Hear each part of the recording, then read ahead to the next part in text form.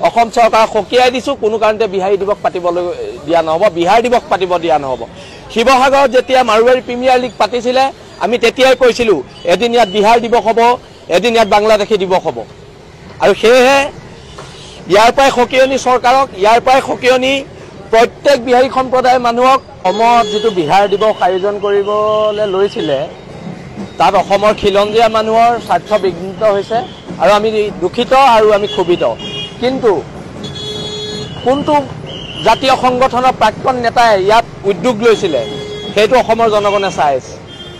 আজি 85 চনৰ পৰা 2025 লৈকে কোন জাতীয় সংগঠনে সদায় সদায় জাতিক বিতাড়িত কৰিছে সেইটো অসমৰ খিলঞ্জীয়া মানুহে চাই আছে এতিয়া কথাটো হ'ল আক্ৰমণ হ'লে প্ৰত্যাক্ৰমণ হ'ব অসম চৰকাৰক সকীয়াই দিছোঁ কোনো কাৰণতে বিহাৰী দিৱস পাতিবলৈ দিয়া নহ'ব বিহাৰ দিৱস পাতিব দিয়া নহ'ব শিৱসাগৰত যেতিয়া মাৰোৱাৰী প্ৰিমিয়াৰ লীগ পাতিছিলে আমি তেতিয়াই কৈছিলোঁ এদিন ইয়াত বিহাৰ দিৱস হ'ব এদিন ইয়াত বাংলাদেশী দিৱস হ'ব আৰু সেয়েহে ইয়াৰ পৰাই সকীয়নি চৰকাৰক ইয়াৰ পৰাই সকীয়নি প্ৰত্যেক বিহাৰী সম্প্ৰদায়ৰ মানুহক যাতে আমাক কোনো কাৰণত চেলেঞ্জ নকৰে যদি চেলেঞ্জ কৰে চেলেঞ্জ একচেপ্ট কৰা হ'ব তাৰ বাদে আৰু ইয়াত বেলেগ কথা নাই অসমত যিটো বিহাৰ দিৱস আয়োজন কৰিবলৈ লৈছিলে তাত অসমৰ খিলঞ্জীয়া মানুহৰ স্বাৰ্থ বিঘ্নিত হৈছে আৰু আমি দুখিত আৰু আমি ক্ষোভিত কিন্তু কোনটো জাতীয় সংগঠনৰ প্ৰাক্তন নেতাই ইয়াত উদ্যোগ লৈছিলে সেইটো অসমৰ জনগণে চাই আছে আজি 85 চনৰ পৰা 2025 লৈকে কোন জাতীয় সংগঠনে সদায় সদায় জাতিক বিতাড়িত কৰিছে সেইটো অসমৰ খিলঞ্জীয়া মানুহে চাই আছে এতিয়া কথাটো হ'ল আক্ৰমণ হ'লে প্ৰত্যাক্ৰমণ হ'ব অসম চৰকাৰক সকীয়াই দিছোঁ কোনো কাৰণতে বিহাৰী দিৱস পাতিবলৈ দিয়া নহ'ব বিহাৰ দিৱস পাতিব দিয়া নহ'ব শিৱসাগৰত যেতিয়া মাৰোৱাৰী প্ৰিমিয়াৰ লীগ পাতিছিলে আমি তেতিয়াই কৈছিলোঁ এদিন ইয়াত বিহাৰ দিৱস হ'ব এদিন ইয়াত বাংলাদেশী দিৱস হ'ব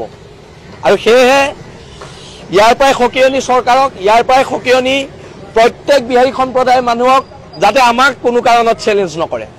যদি চেলেঞ্জ কৰে চেলেঞ্জ একচেপ্ট কৰা হ'ব তাৰ বাদে আৰু ইয়াত বেলেগ কথা নাই অসমত যিটো বিহাৰ দিৱস আয়োজন কৰিবলৈ লৈছিলে তাত অসমৰ খিলঞ্জীয়া মানুহৰ স্বাৰ্থ বিঘ্নিত হৈছে আৰু আমি দুখিত আৰু আমি ক্ষোভিত কিন্তু কোনটো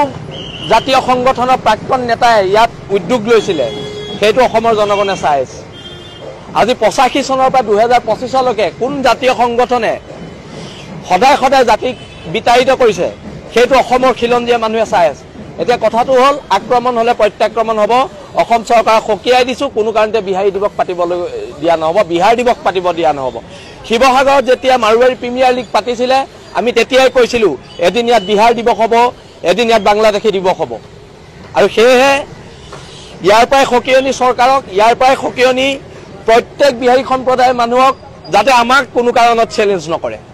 যদি চেলেঞ্জ কৰে চেলেঞ্জ একচেপ্ট কৰা হ'ব তাৰ বাদে আৰু ইয়াত বেলেগ কথা নাই